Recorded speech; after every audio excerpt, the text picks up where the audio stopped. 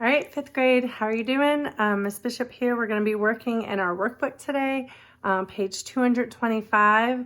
I'm going to go through a few of the problems with you just so you're clear on what it's expected and go over the strategy that we looked at with part 1 and part 2 of our first videos. So here we go. All right, so if you're on page 225, these are what we're going to be working through the next few days in your workbook. So as you can look at the top, it tells you the strategy or explains the strategy that I've already gone over in the videos that I have posted, the looping of the timeline for your start time and your end time. So this is a really awesome strategy. So what this is saying is Iris left our house at 1:50 p.m. and arrived at her grandparents' house at 3:30 p.m. How long did it take the trip? So this is a classic example of where in the problem you're given the start time and the end time, and your job is to find the elapsed time. So this is a great example of that. Over here, it says how to use elapsed time to find when the event began or ended. So this is where the book and I probably disagree with how to do elapsed time. And this is encouraging you to add or subtract time to find the elapsed time. And it's a great strategy if you're working with time within the same AM or PM. But once you move out of a different AM and PM, like I've showed you on my videos, the addition and subtraction strategy doesn't work as well. So be mindful if you do use addition and subtraction, you have to really pay attention to the AM and PM, especially in certain problems. So for me, I would probably not do this if you're just learning how to do elapsed time. But if you're feeling really strong about elapsed time, this would definitely be a challenge activity to use addition and subtraction. But this is not what I would encourage to do if elapsed time is not the easiest thing for you. So your assignment is to complete 225 and page 226. So we're just going to go over a few of these problems and kind of show you what is expected here. So for each of these problems 1 through 4, you're basically given the start time, and then you need to find the end time. Start time, end time, start time, end time.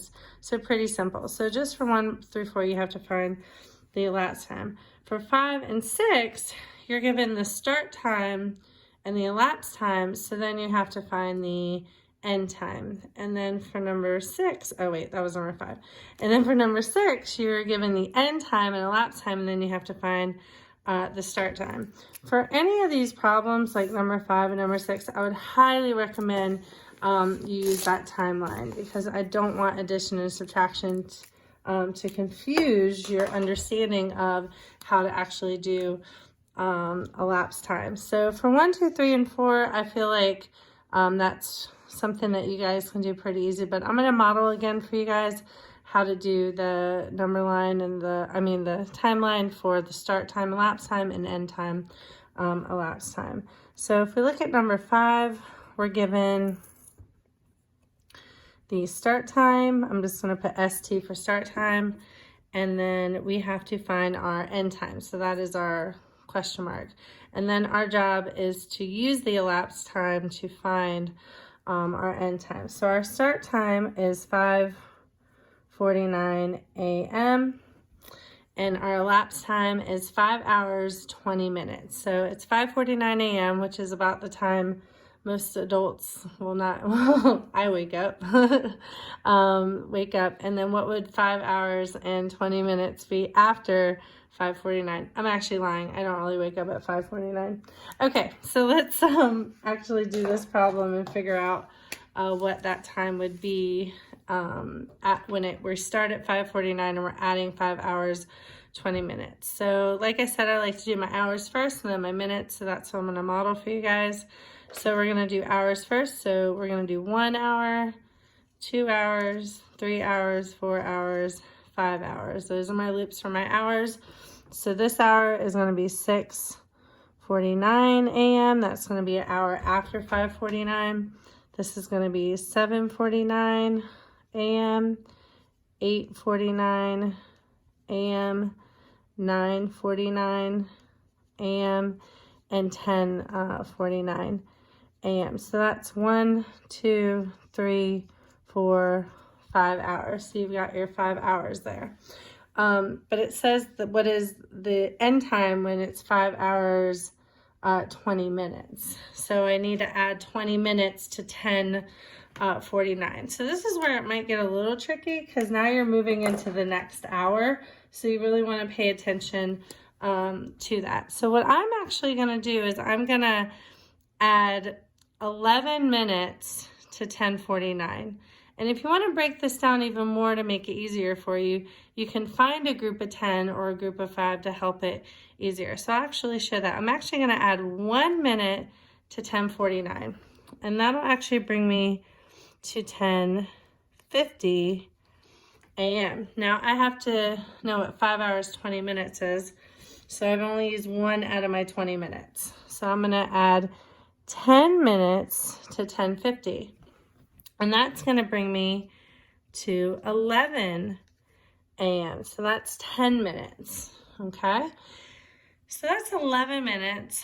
I have to go 20 minutes, so I'm just going to do some side work over here. So 20 minus 11, because I used 11 minutes, that's going to be 9. So 20. So now I just need to add 9 minutes to 11, and that's going to bring me to 11:09 a.m. So this is 20 minutes because 9 plus 1 is 10, and then plus 10 is 20 minutes. So if my start time is 5:49 a.m. and my elapsed time is 5 hours and 20 minutes, then the answer to number 5 is going to be 11:09 a.m. Okay. All right. So for number 6, we're going to do this a little bit differently because we're not given the start time this time. We're given the end time, and we have to find the elapsed time. So we have end time, ET, and then start time, ST. So this time we're given our end time, which is 8:27 p.m., and our question mark is the start time. So we don't know the start time, but we are given the elapsed time. So we have to go backwards this time to figure out our start time. So let me get my markers ready. All right, so our end time is 8:27. We're gonna have to go back 4 hours and 13 minutes. So I'm gonna go back 1 hour, 2 hours, 3 hours, 4 hours.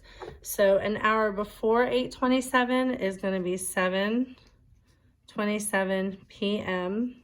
as we started at 8:27 p.m. Another hour backwards is gonna be 6:27 p.m. Another hour backward is gonna be 5:27 p.m. and another hour behind that is gonna be 4:27 p.m. So that's 1, 2, 3, 4 hours before 8:27 p.m.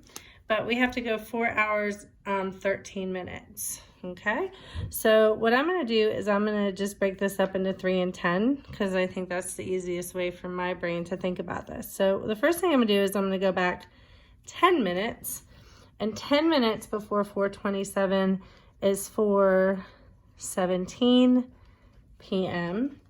And then 3 minutes before that is going to be 4:14 p.m.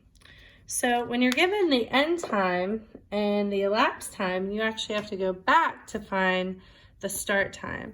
So in this case, we were given 8:27 p.m.